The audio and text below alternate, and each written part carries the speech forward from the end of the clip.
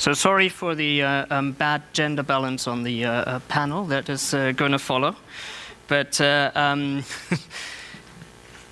is part of the friendship that I'm sure we will want to build as a community going forward. I am, like the previous speaker, not a forest expert, though I have to say that living on Vancouver Island for a couple of years of my life has been a fairly transformative experience, and I certainly have been found on blockades in the forest when that was still necessary to save some of the forests that are now FSC certified on the west coast of Canada and have luckily been protected. But I mainly spent my time running a team at Greenpeace International that interacts and coordinates the interaction with the political world and the business world. And quite consciously, for the moment at least, we've kept those things together because we feel that where corporations are a key influencer on politics, politics is a key player in influencing decisions by big corporations and all businesses.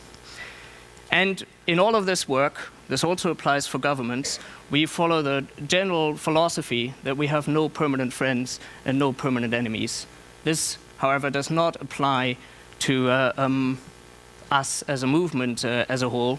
We certainly do have permanent friends amongst the movement, and when those are under attack, as I'm sure you're aware, we're currently in Russia, and 30 of our peaceful activists are imprisoned. We stand together collectively, permanently, until they're free.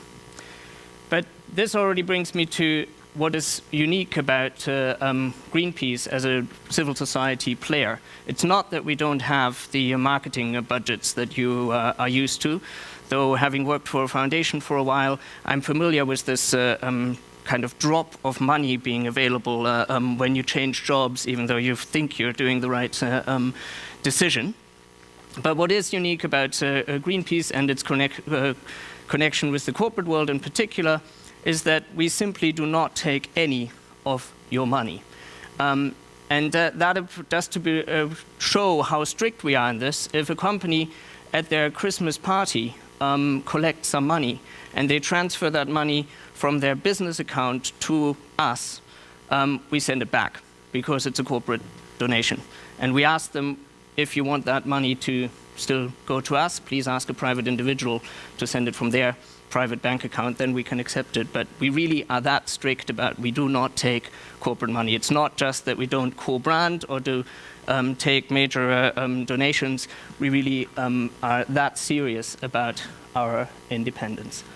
And we actually feel that talking of brand and the value of brands and the value of being recognized for something, we actually believe that makes our endorsement of something that is right much more powerful. Because even though it's of course been tried in the past, any kind of allegation of that we say something is good for people or planet because we are out to gain something from this never sticks because it's just so ridiculously untrue. Now I could talk forever, but I have been asked to be brief because the reality of the Greenpeace corporate relationship, and I'm sure many of you who've encountered us in the past know this yourself, is an incredibly complex, diverse story that has had many different kind of sub-stories, many subplots, many victories, and many encounters that have not been so productive as well. But one thing that many, even people we work with very closely, don't realize is that very often corporate campaigns are actually the tip of the iceberg. They're the thing that you see and that you may encounter in your work, but it's part of a longer-term strategy of changing a whole sector or achieving a particular political goal that we've set ourselves as an organization. So how many of you remember the discussion, shall we say, we've had with Shell over the Brent Spa platform back in 1995? Okay, this shows that we're in a mainly Western audience, because if you ask that question in Beijing, people go, huh? But that is still one of the iconic fights. We occupied an oil platform in the middle of the North Sea that Shell was about to dump into the ocean. It became one of the iconic actions we've ever done in history. It became the sort of thing that, you'll realize how old it is when I mention these names, that Helmut Kohl and John Major talked about in private conversations and so on. But actually, it was just one action. And it was a part of a longer-term campaign that we'd been running for years of stopping the wrong things being dumped into our oceans. And as part of that, it made sense to also say, well, this oil platform shouldn't be dumped because it was the first to be dumped, and if we hadn't stopped that, hundreds would be dumped. There's a parallel there to the situation in Russia right now, because the oil platform we were trying to scale up a couple of weeks ago, 3 weeks ago, is the first one that is going to produce oil above the ice line in the Russian Arctic. So the symbolism was similar back then. We felt that we needed to stop this one, because if we didn't stop this one, hundreds of oil platforms would have been dumped into the North Sea. But most people thought we had done our job when Shell said, okay, we won't. We will think about it and find a different way. We only felt that the story was finished when we got OSPAR, which is the relevant intergovernmental body, to stop all dumping of oil platforms in the North Sea 3 years later. There was less press coverage of that particular event, but to us, that was the moment when the campaign was closed. Similarly, in coming closer to the forest world, you might remember the Kit Kat campaign we did on palm oil and Nestle a few years ago. That was actually only a visible part of a much bigger, much longer campaign to get Sinarmas in Indonesia to change and to adopt a zero deforestation policy. One thing that's kind of unique to some degree, I think, in the NGO world, but also is one of the defining features of all these victories, is that they come from the fact that we don't go away. Kimberly-Clark took a while to react to our campaign, which we started in 2004. Finally, in 2009, the new policy was adopted, but if you hadn't adopted it then, we would have still been around now and would have been adopting it together this year. So it takes time, but we are ready to spend that time with you, if necessary. And when the right thing gets done, we do close a case and say, okay, well done, that's fine. That, however, does not mean that we go away and no longer look at what you do either. So to this day, with Kimberly-Clark, we have discussions about where some of the timber that you use come from, in the same way that we have discussions with FSC about whether all the FSC certified timber is as good as it should be. Another common story, apart from that we don't go away, is that very often, even our most high-profile cooperations are the result or the ultimate outcome of a long-term confrontation.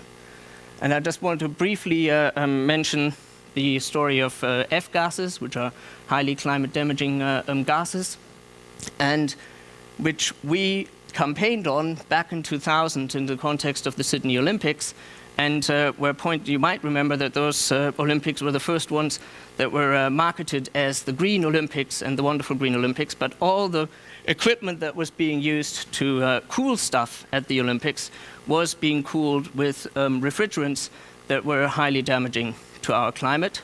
And so we called out the companies doing that refrigeration business, in particular Coca-Cola, and accused them of hypocrisy and accused them of actually marketing climate change at the Green Olympics.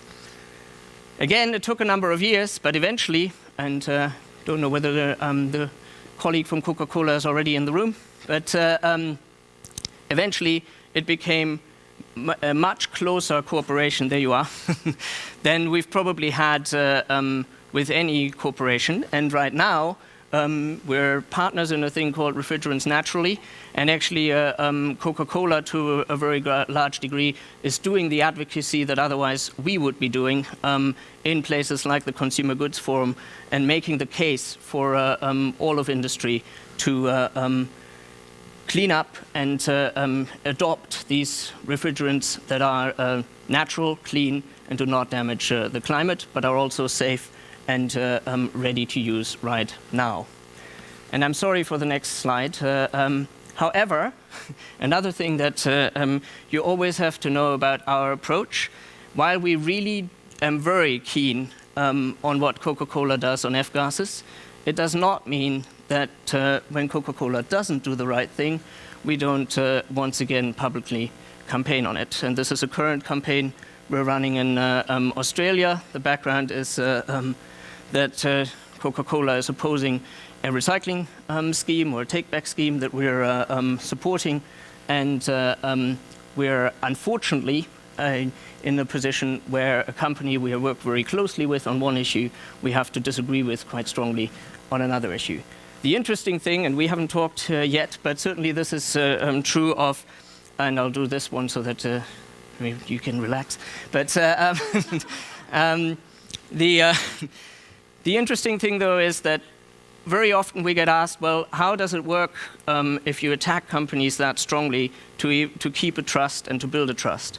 And the reality is that it works very well if you put the time in. It's a bit like a marriage, and just because you're going to have a rocky patch doesn't mean, if it's a good marriage, that you're going to have to get divorced. So actually, very often we find that when we have disagreements and when we have new issues that come on and where we feel that we have to disagree, precisely the people that we're cooperating with are the people who are most understanding and who are most willing to stand up for the cause that we are championing also inside the business. So yes, sometimes it does get a little uncomfortable, but overall the take-home message is that actually it's like a marriage, and it can be especially powerful when you get through a rough patch together, rather than it being necessarily the aim that the relationship should always be without any flaws. Now, another thing to know about our campaigns, and this is certainly something that I find a lot of people just don't know or assume is not the case, and this is maybe similar to some of the marketing challenges that FSC faces more generally as well.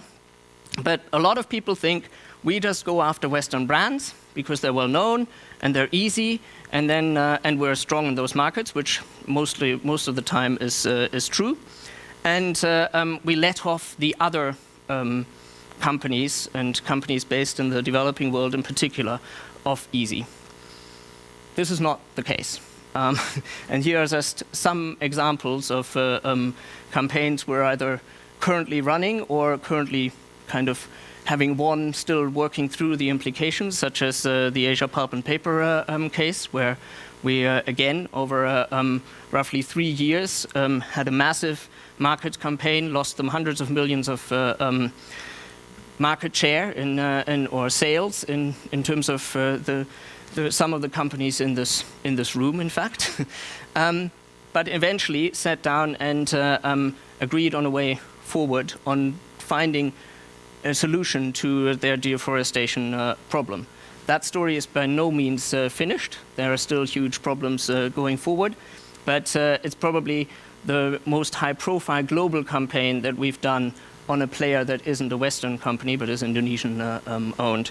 But there are many others. So we're locking horns with the Brazilian state-owned company Petrobras, most recently over oil drilling in New Zealand, but also, of course, at home in Brazil. Many of you might have been there and have heard about their pre-salt plans in Brazil. We're certainly against those and taking that up locally.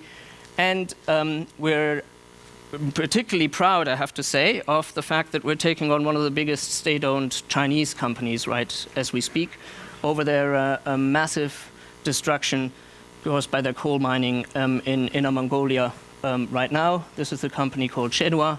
That story is censored in China, but is one we're pushing out globally. And we know we're having an impact because we, for example, went to the Hong Kong press conference of Shenhua just as they were announcing their quarterly results, and had a direct impact on the perception of the media, shall we say, of their business performance by doing so. Another one that isn't actually on the slide, but that we recently exposed Coal India and showed that actually they don't have the coal reserves that they claim they do. Again, their share price immediately fell at that news. So if you're thinking we're just going after Western companies, think again. And another one that's quite famous in China, but many of you might not be familiar with, is Li Ning, a Chinese sportswear company, and we've worked with them just as we have with Adidas and Puma on eliminating toxic chemicals in their supply chain. And here just 2 examples of what this looks like when we go after those players all around the world.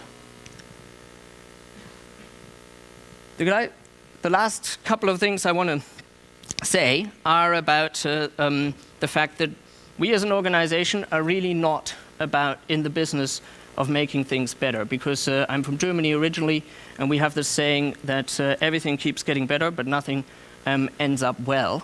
And that is exactly the situation that we find ourselves with in terms of our environmental catastrophe globally. It's true that we're getting more efficient. It's true that we're getting higher consumer recognition of the problem. It's true that we're getting more investment in things like fair trade, renewables, and so on. It's also at the same time true that resource use is still rising, that we're having the highest CO2 emissions ever known to humanity, and that we simply cannot go on with just doing a little bit better, but that we have to turn around quite dramatically and quite fast. So therefore, we want to eliminate problems, not alleviate them. And that's also one of the reasons why, after spending many years looking at primarily at management issues, we've in recent years been pushing very hard on zero deforestation as the key element of our forest campaign to really eliminate the problem of primary forest destruction in particular in the first place. The interesting thing is this is incredibly popular. So here we have a question: do we need a global ban on cutting down rainforests? And we didn't ask people in Germany, and well, we did, but this slide doesn't show you the answers in Germany or Denmark. It shows you the answers in the Philippines and China and India and Indonesia and Thailand and so on. And if you add up the agree and totally agree, and you try to do a chart like you've seen in the earlier presentation of the top 2 boxes, you'll be impressed with those numbers. This is the amount of public concern that is out there, even in markets that have not traditionally maybe been seen as leaders in this fight. So ultimately, as I said at the beginning, very often a corporate campaign is what you see, but it's part of our long-term effort of eliminating a problem like ocean dumping. Before we started that campaign, you might not remember this, but just imagine a world where things like radioactive waste and so on were regularly dumped in our oceans. So this is the sort of thing that we drive away from this planet over time, and this is exactly what we're trying to do with forest management as well. The key to our approach is that we are absolutely and always ready to praise you if you do the right thing. If you do it voluntarily, we say, good on you. We are absolutely ready to support your solutions, to make them better known, to support them by giving them credibility through our endorsement. But we know that that alone will not be enough. And we know that we need more regulations, progressive regulations, that make sure that as a society, as a global society, we manage to turn around much more quickly. And we also eliminate those who are probably not in this room, who are free riding on the kind of commitments that you are making. And we also increasingly want all of you, and this is where Coca-Cola has, for example, been very positive in terms of F-gas regulations at the EU level. We need you to go to the decision makers and make it clear that you also expect them to eliminate the problem rather than just to tinker at the edges. And as far as the FSC is concerned, that means that unless you manage to keep the FSC as a credible solution that corporations that are in this room can buy, and governments can support, for example, through procurement policies, the FSC will not be part of the avenue of getting us to the dramatic change that we need quickly enough. So the message to you is that you need to keep the FSC strong if you want that brand to have value, and if you want to have that brand to do the part of this, or to provide the part of the solution that we know FSC can. What we also need you to do is, if you want a diverse civil society that can challenge you, work with you, and bring this forward, is to support our 30 activists in Russia and not accept that the space for civil society gets closed in the way that the Russians are currently trying to do. So I do apologize for this little plug, but if all of you, while you're twittering your questions, can also visit greenpeace.org, free our activists, and send a message to the Russian embassy, that will be very much appreciated. Thank you very much. Thank you, Daniel.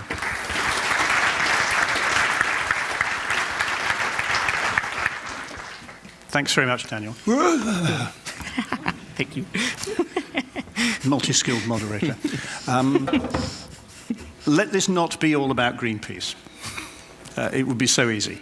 But as an example of a campaigning organization and the way that these things happen, let me kick this off by saying, Kim, I've been around FSC for long enough to know that FSC gets criticized by pretty much everybody some of the time, and sometimes cheered on and sometimes criticized simultaneously by organizations.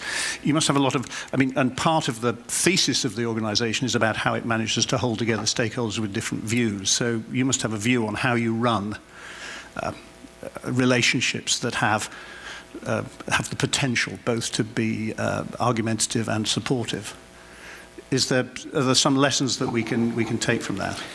Well, you can take one lesson, which is that these guys are bloody annoying, that they're a pain in the neck all the time when they come criticizing us, forgetting to criticize PEFC or criticize those that are not certified at all. That is annoying. But at the same time, they're also a reminder of who we are. They're also a place to look for us into, are our systems really good enough?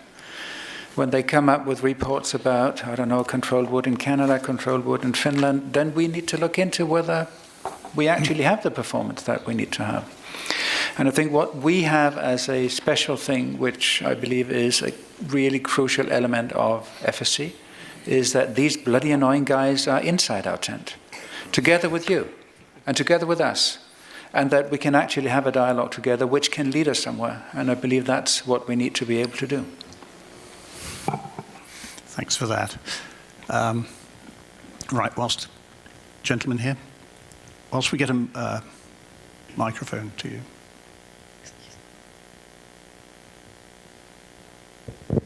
Lars Lind again. Can you go back, can you slide back with the deforestation? Thank you. Here's one of the key points for the industry today. At the moment, I'm doing mostly in coniferous woods because it's too hot to be in the tropics. The reason for being too hot in the tropics is that there's no more forest there where there should be forest, but there are now soybeans. And the reason for that is you. Greenpeace has simply stopped all use of tropical hardwood because of the monkeys, because of many things like that. 10 years ago in this country, you barred in a company I was working for at that time because we were the biggest tropical dealers in the world. We need you back on the scene as a proactive stop the soybean farmers in the world. The fight for proteins is so high now that there's no more forest left. It is so easy to burn tropical forest because the bird flies out and the other animals dies, and nobody can talk when they're dead. So, sir, give us a hand. Get us back to tropical timber. Let's get it used. And people like IKEA, demand them to begin to use the tropical timbers again. Thank you. Do you wish to respond to that, or should we just? Fine, okay. We'll get Daniel to come back on that. More questions? It can be about Greenpeace, you know, it just doesn't have to be.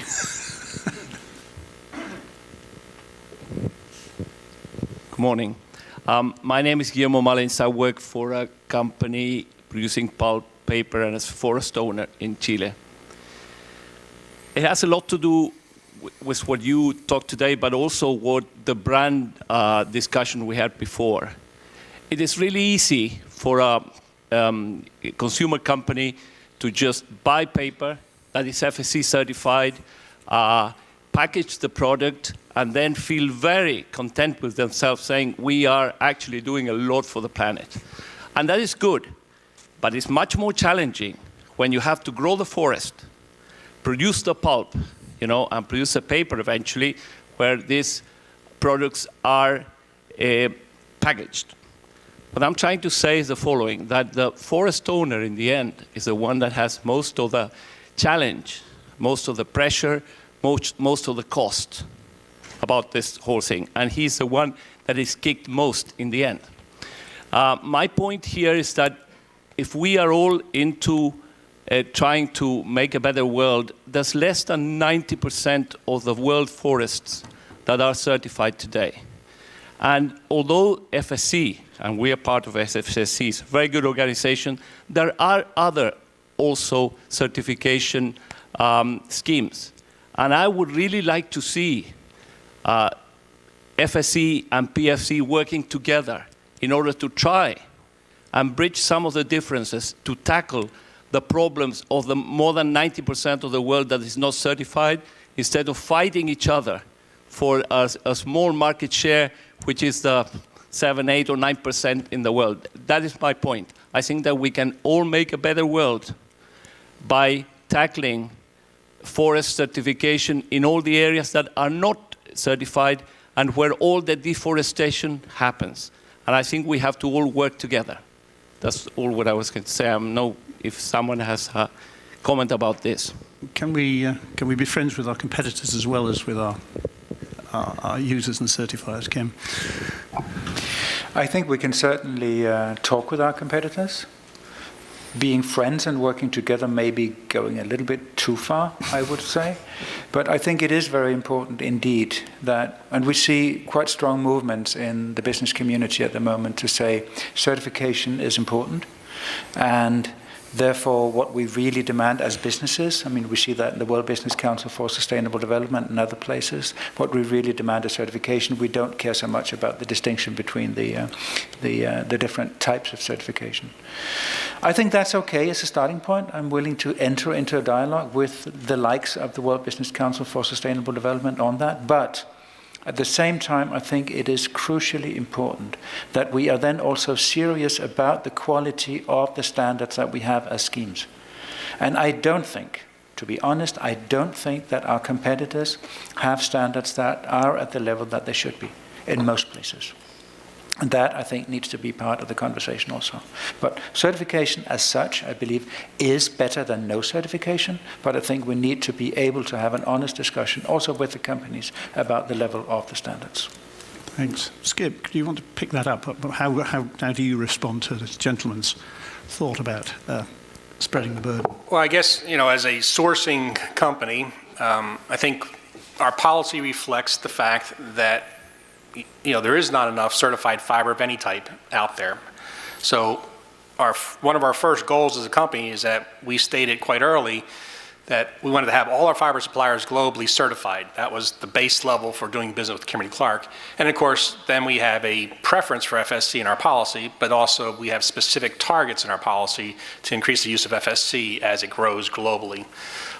So we have to recognize other schemes, and of course, we try to work with the various schemes to strengthen them all. And as we heard from our Greenpeace friends this morning, there are some challenges to the FSC certificate scheme as well in certain places.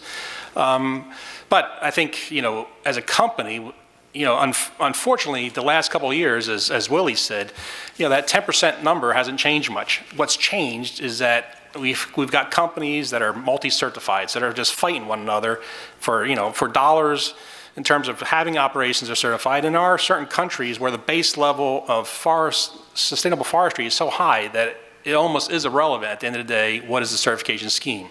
And you look at certain places, and you can argue about things like how much land is set aside in retention policies, those sorts of things. But there are certain areas where all we're doing as a company is going to a company who's been certified on one scheme and saying, well, to do business with us, you need to get this other certification. So that's not really helping raise the level of sustainable forestry on a global scale. So we still need to address the rest of the world where, like I said, it's small landowners, other companies, areas where they cannot, the certification schemes do not allow certification based on different requirements. So those are things that we just need to address.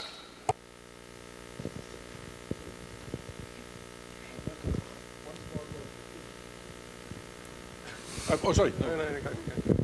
Just one small. It's on. It's on. Okay. Just one small thing. We got our friend from Chile saying the two fights between FC and FSC made a significant thing in Europe. We got the EUTR.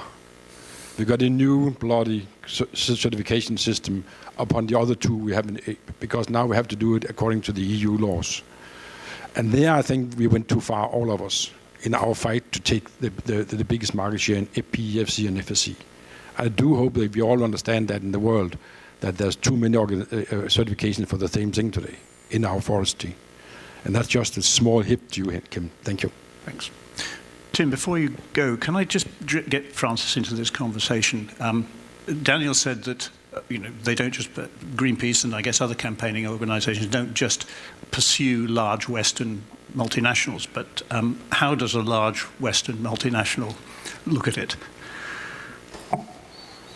Thanks, John. So I work with HSBC, which is a large international bank, and some of you might be wondering why on earth I'm sitting here today as a result. What have banks got to do with forests and FSC and etc.?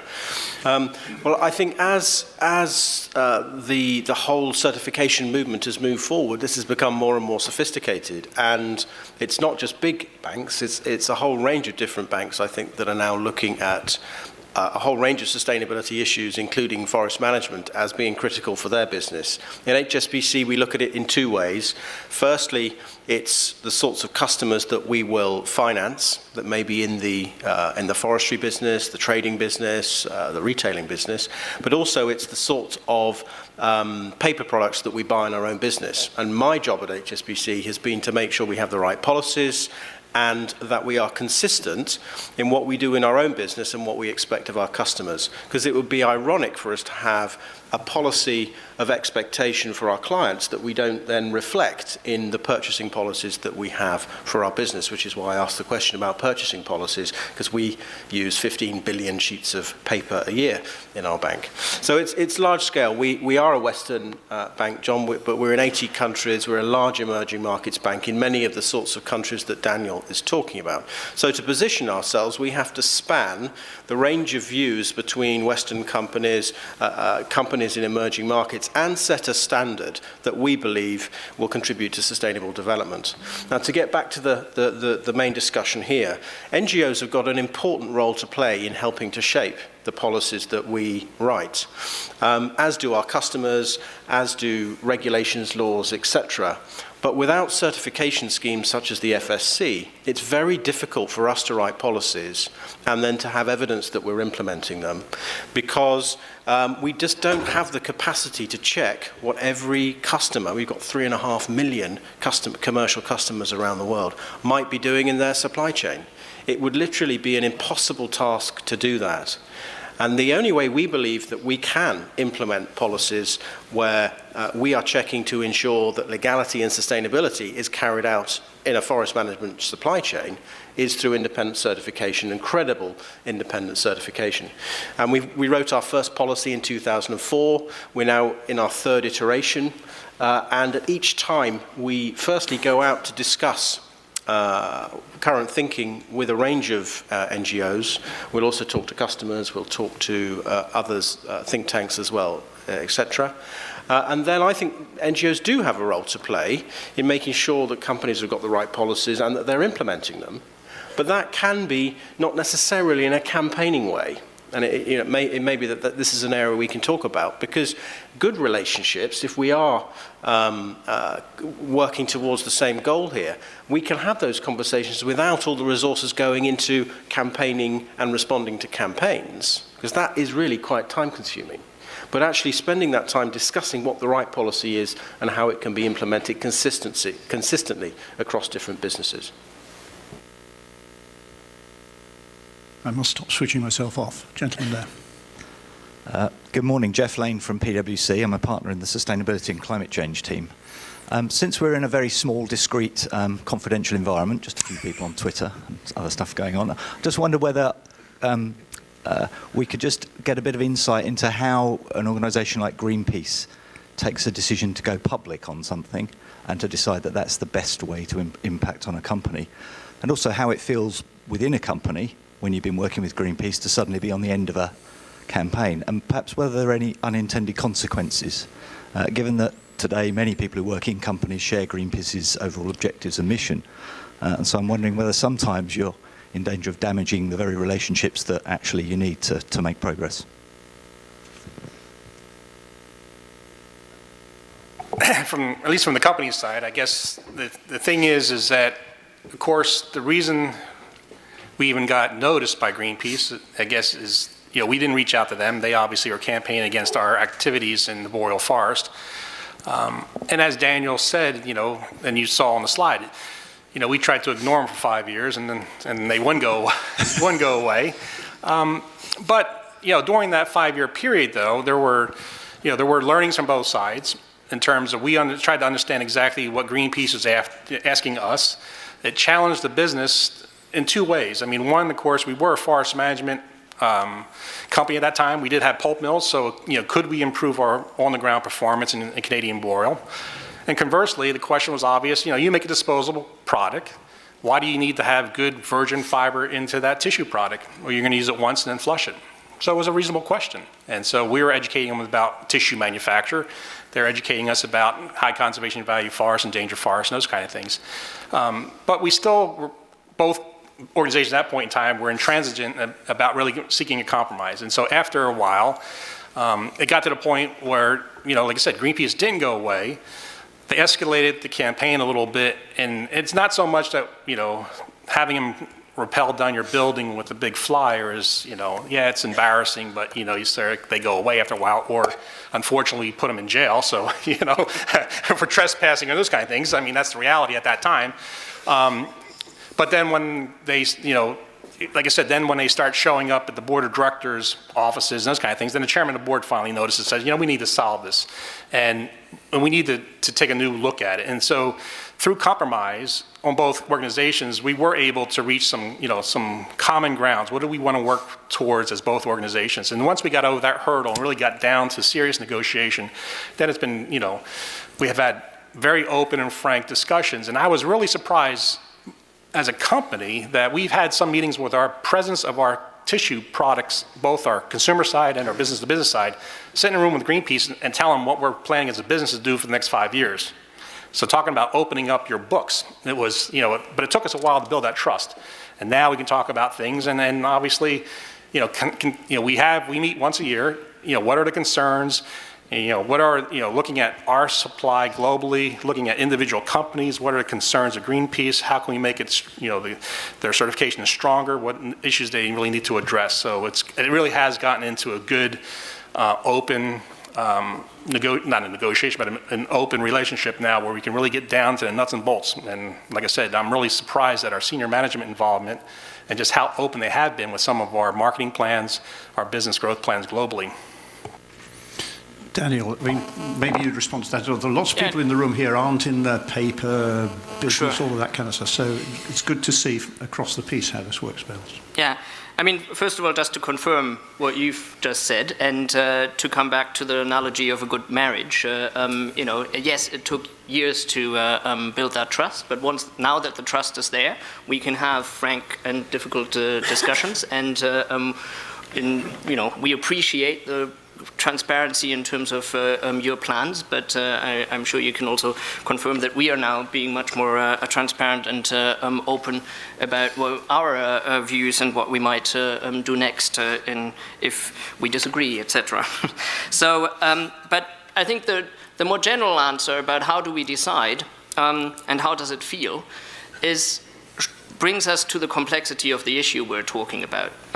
Because what we often encounter is that it feels very different depending on where you sit in the large thing that is that corporation.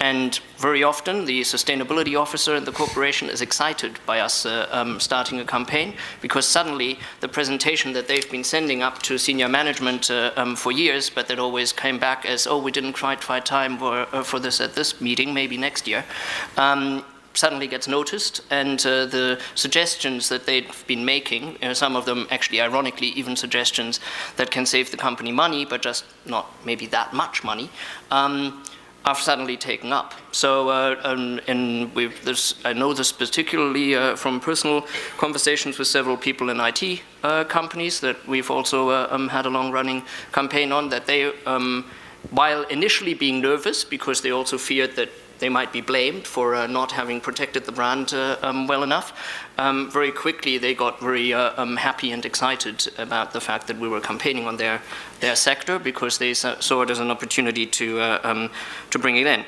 But that's one story. At another moment, you have the lower ranks of a corporation completely closing up and kind of having this fear reaction, oh my God, I'll get blamed for this, but the CEO sees the opportunity and goes for it.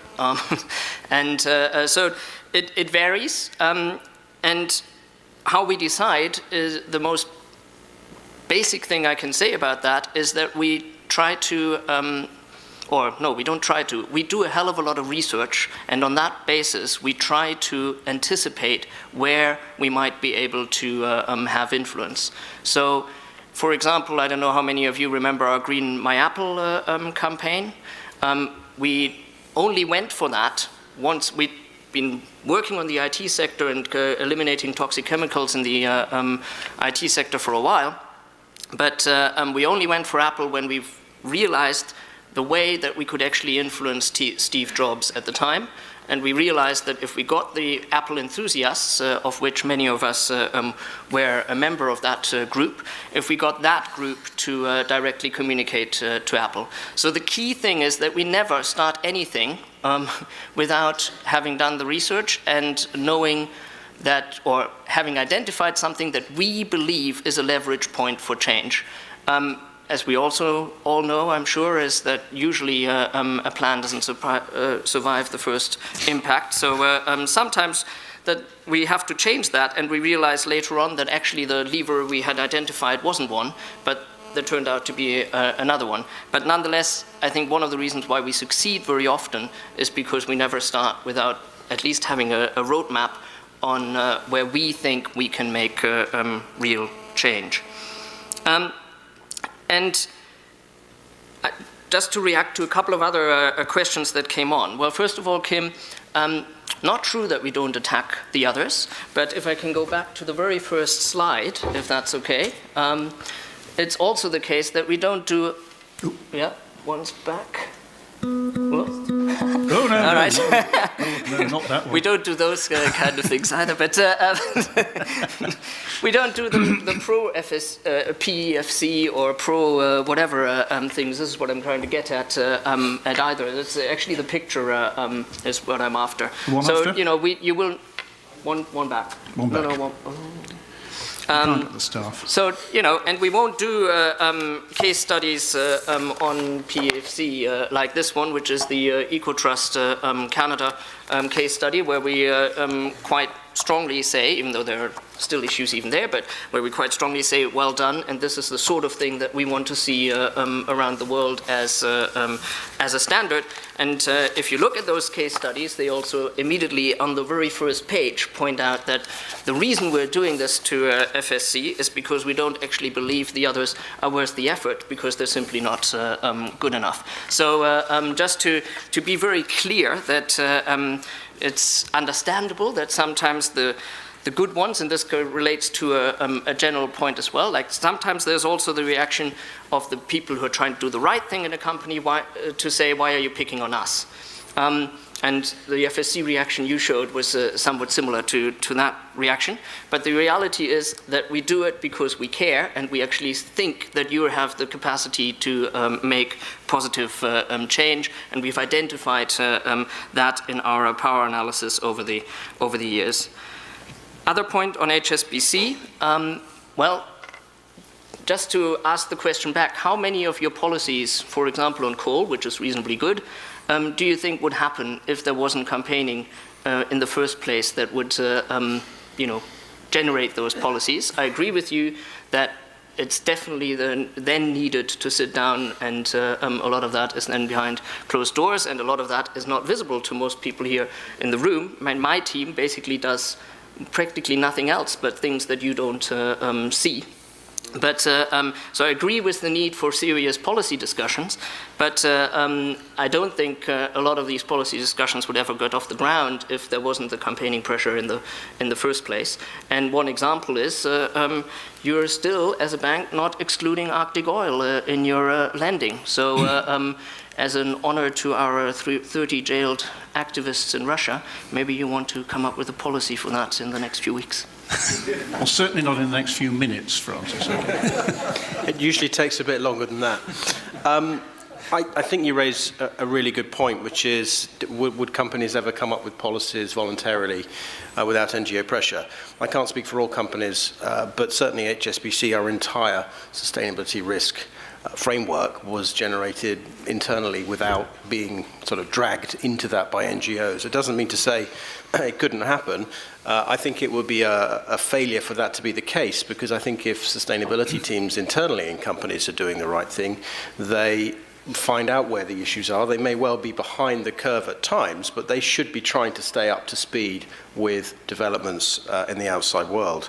So, when we adopted the Equator Principles, which was a voluntary framework for project finance, and then because we didn't think that went far enough, rolled out a forestry policy, a chemicals policy, an energy policy, a metals and mining policy, and a freshwater infrastructure policy, which covers social and environmental issues, and we then review those every year and iterate it.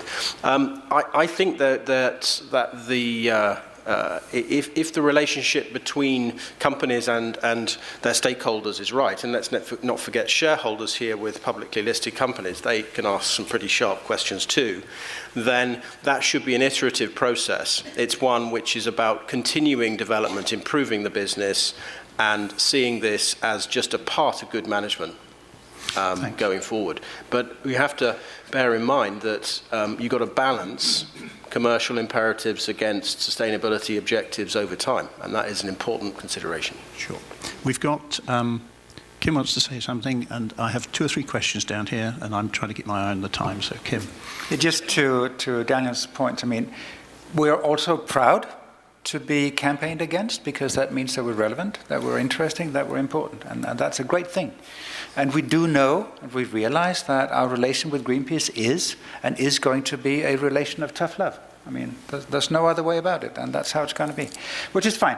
Nothing wrong with that. The only thing is, it would be great if you did more about SFI and PEFC than just saying a statement. The statement's great. Nothing wrong with that. It's good to have it, but a little bit more might be good in some cases. I just wanted to go back a little to the point on tropical forests, because I think it is important, and it's honestly the point where I believe all certification schemes are failing. I mean, we are not where we should be with tropical forests. And I think we all need to be aware of that, and we need to work hard on getting back there. I think, however, there are 2 key elements of that, and it's not just one thing we can do.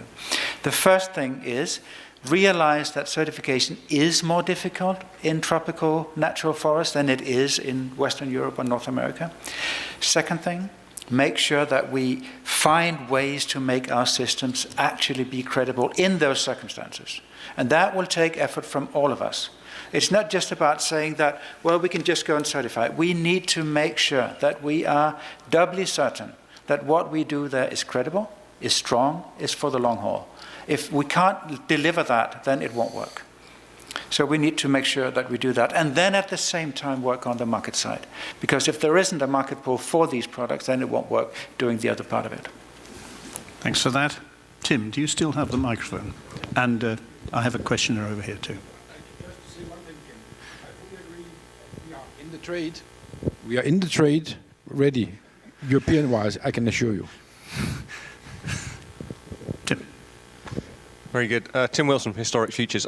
And this question has sort of partly been answered since I originally put my hand up, but I'll ask it anyway, and whether you choose to respond. But I was interested, Daniel, in bearing in mind there are thousands and thousands of companies in the world, and more issues than you could shake an FSC certified stick at in terms of what you could try and go and attack. And you do have limited resources. So what is the framework within which you try and do your target selection and decide that this is something?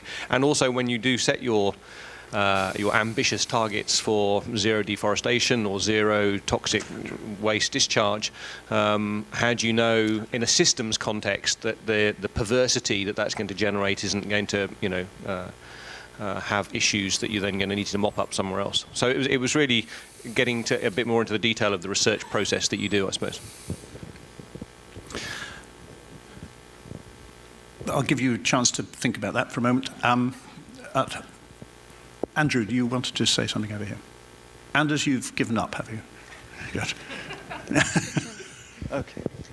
Oh, I hasn't given up, right. Hello, everybody. Anders Hildeman from IKEA. Picking up on a question here that was touched on just earlier, is one thing is keeping companies away from doing bad things. How do we encourage companies to engage in the really difficult areas to make the real quantum leaps? And as you say, a lot of the certified areas is certified in areas that are comparatively easier. But we really need to direct more than a demand for certified material. There's a need actually to invest and work in these areas. And how do you get companies, responsible companies, to go there and put their reputation in a way at risk because you might not succeed at once? Let's ask Skip and Francis. Both of you would say you've been doing good things, not necessarily because you've been chased around the place by campaigning organizations. What's the key to that? Well, I think for us, we're interested in increasing certified fiber, but of course we're interested in certain types that we need to make our products. So, we're going to focus primarily as a company on 3 main fiber types. So we use a lot of what's northern bleached softwood kraft, essentially spruce, pine from Canadian boreal and Scandinavian boreal. We use a lot of southern U.S. fibers, fluff pulp, which is actually found, 90% of the world's fluff is made in the United States of America, Southeast United States, and it's found in almost every absorbent product you buy globally. So every diaper, femcare plant's going to usually have southern pine in it as a fluff material. And then eucalyptus, because that's, the eucalyptus in the northern softwood, which goes in our tissue products. So obviously, the NBSK, there's a lot of certified fiber. There's growth in FSC in Canada and in Scandinavia. Of course, eucalyptus is probably the highest market pulp that's FSC certified, the most tonnage available out there.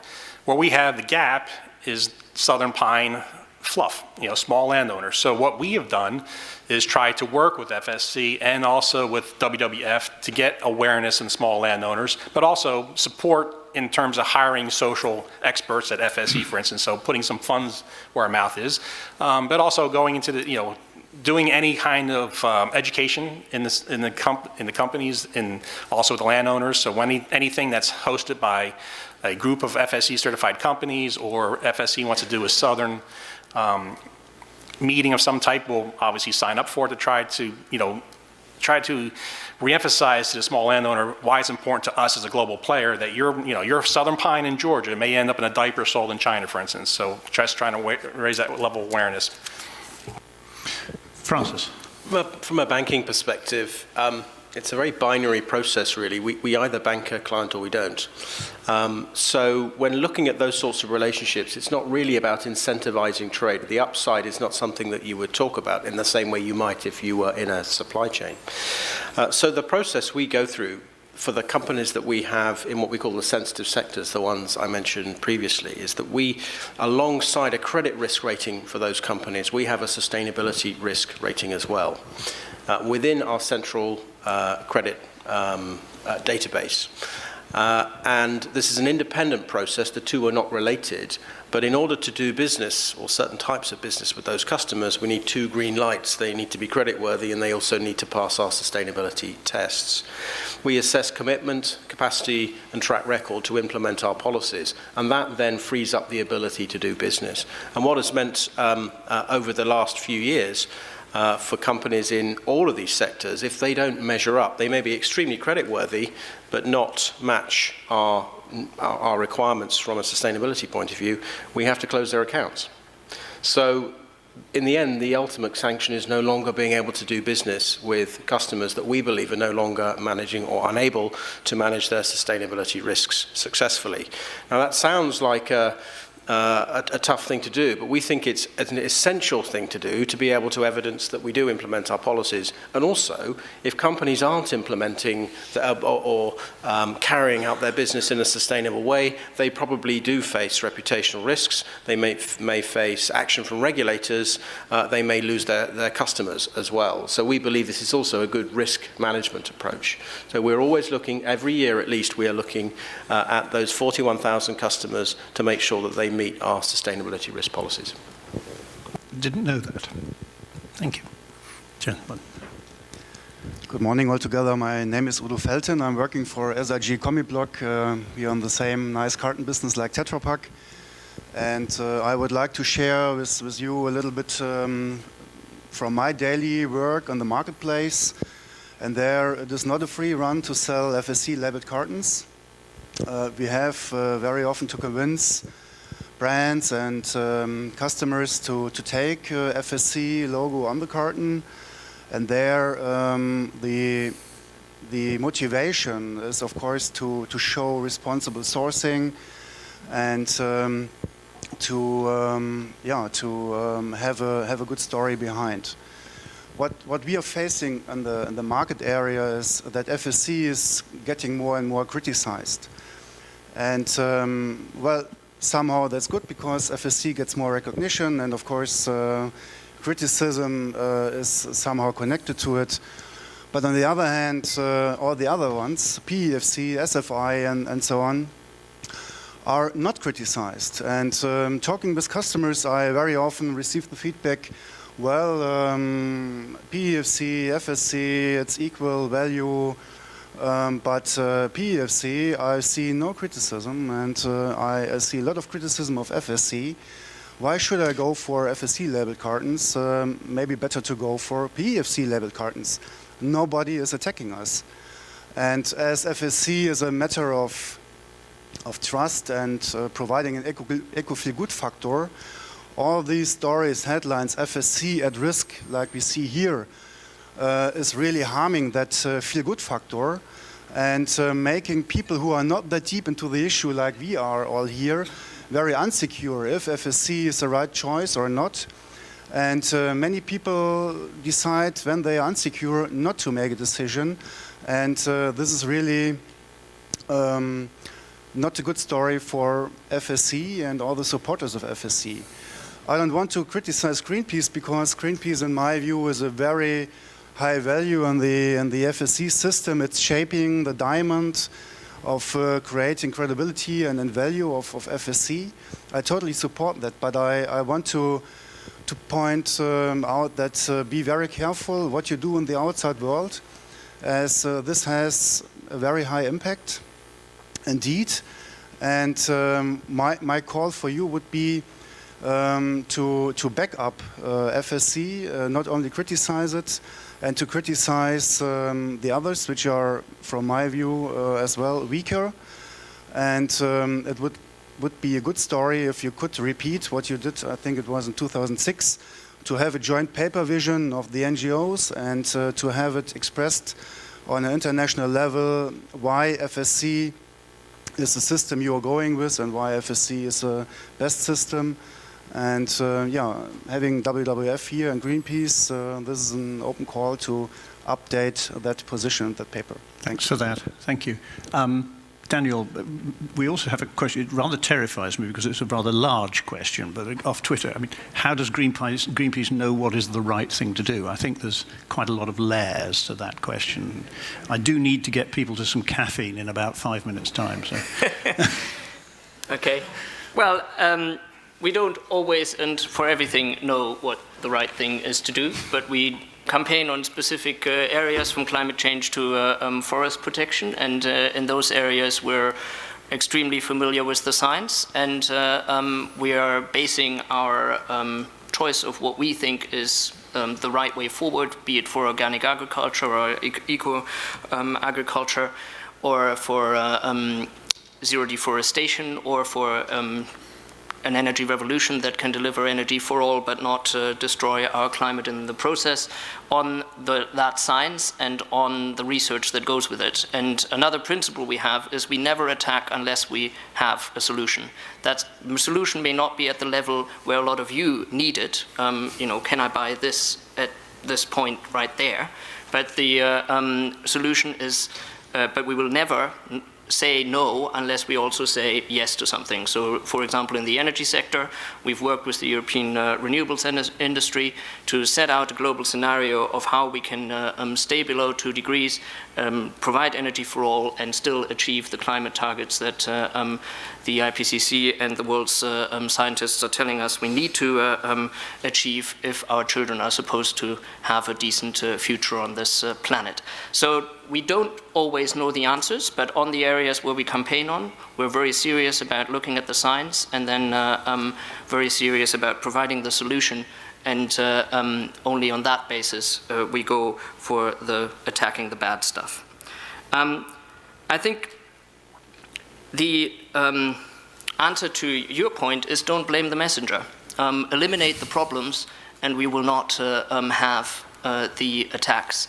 And the reality in terms of levers for the others, for the bad guys, if you want to allow me that shorthand, very often the lever for them is not so much public campaigning, precisely because they don't respond to it, but legislation. And we are, I can assure you, working all over the place to get proper legislation in place. And in some countries where there are procurement laws being pushed forward, we are absolutely telling governments, you go for FSC, don't go for PEFC, and don't accept them as equivalents. Of course we are, and we're being very strong with that.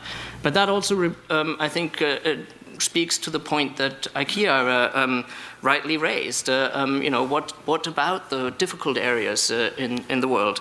Our feeling is that the best we can do in terms of helping provide a way forward there is to push for better governance and better legislation.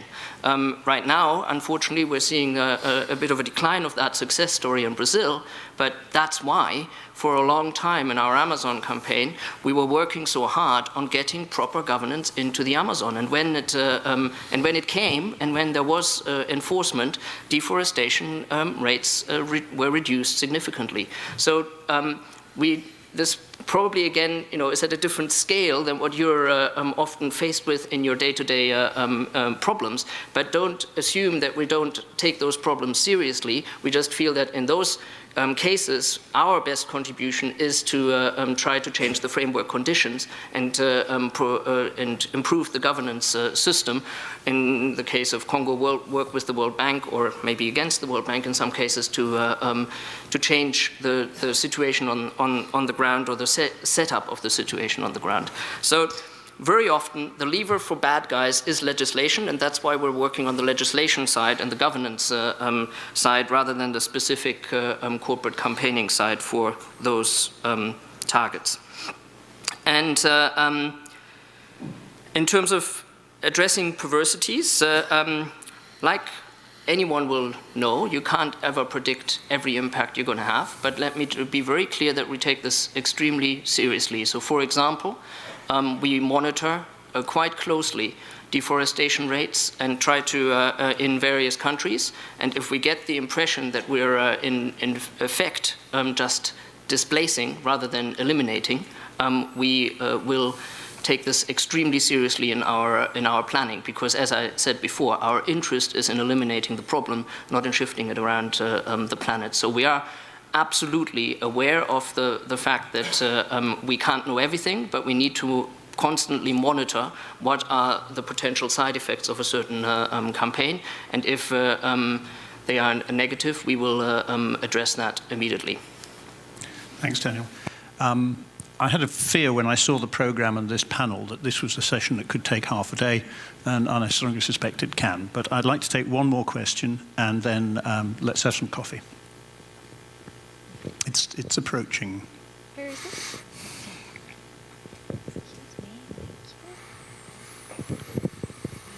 Hi, Natalie Reynolds from FSC Australia.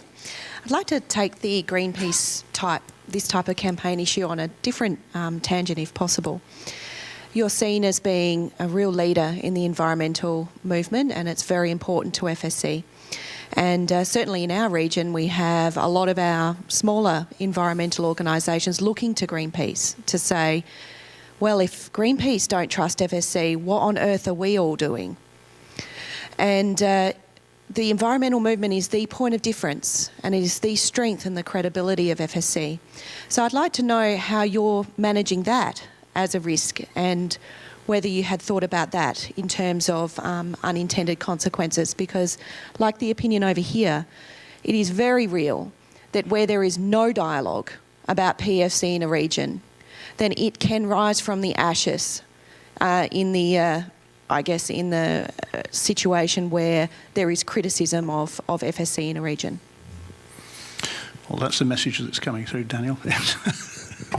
Well, I would encourage all of you to take this up directly with Judy and Christoph, who are sitting over there, who are our forest experts from Greenpeace International, and who are very much interested in talking this through with you and also discussing these case studies with you.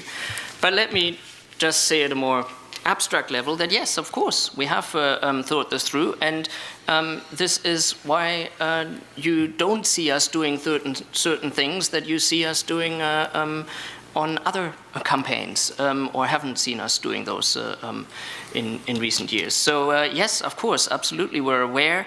And this is one of the reasons why we're also being very clear in terms of this being tough love and not being the kind of campaign that we're running on Gazprom in the Russian Arctic, or Shell in the Arctic, or other players like Monsanto, where we simply completely and fundamentally disagree with their business model and feel that if they succeed in their business, our children will not have a future. So yes, of course, we take this very seriously, and we try to find a way that is credible.